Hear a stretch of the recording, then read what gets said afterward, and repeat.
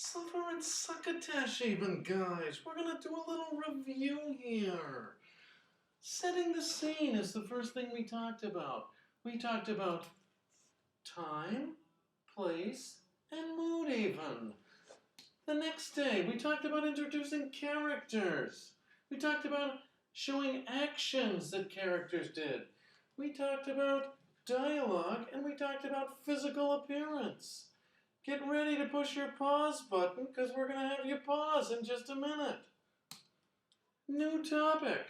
A little more difficult. Transitions in time. I can't do the voice anymore, guys. Sorry. That's all I could do. All right, we're going to have you try to put a beginning, a middle, and an end little transition words into your narrative. You should have already described the setting a little bit. And this is a little bit, it sounds harder than it really is. If you look at the beginning parts right here, if you select these words, at first, to begin with, when I was with, or starting with, those are just some words that you can just sprinkle into your paper, and it helps your reader figure out if you're talking about the past, the present, or the future. I'm going to switch this slide in just a second, and what I want you to do is push pause, and I want you to look for words that are on this blue screen right now throughout the paragraph. Some are going to be the beginning words, some are going to be words that show that it's in the middle of your event, and some words are going to be with the end. All right, so here's our little paragraph that we're looking at.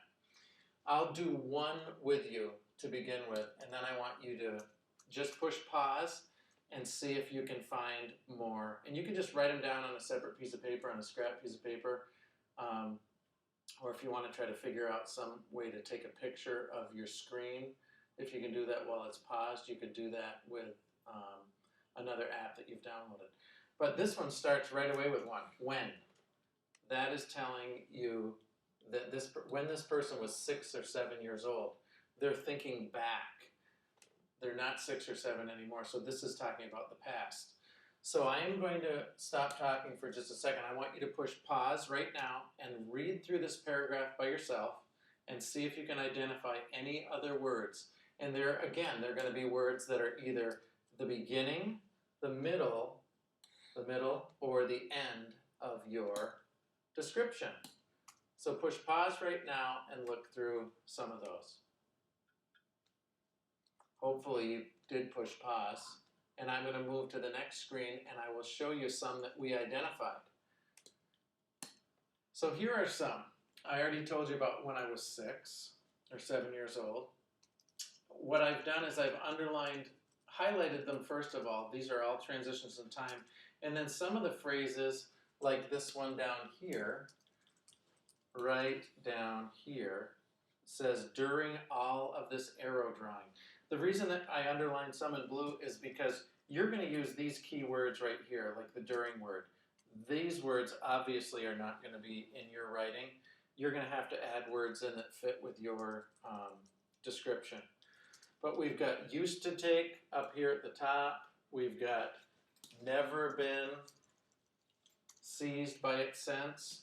You've got an always. Down here, you've got an after. So that's saying, that's kind of the middle part of a description because you've got some description beforehand. And then this is what happens after. And then down here at the bottom, there's a really good one that you should be able to all use in your writing. This one right here. Some months later. You might say some minutes later, or a few weeks later, or a few years later. But that will be a good transition that you're going to be able to use in your writing. So hopefully this helps you and you've learned how to add some transitions in time. And go back to this previous slide if you want, and you can write some of these down in your notes, in your table of contents notes.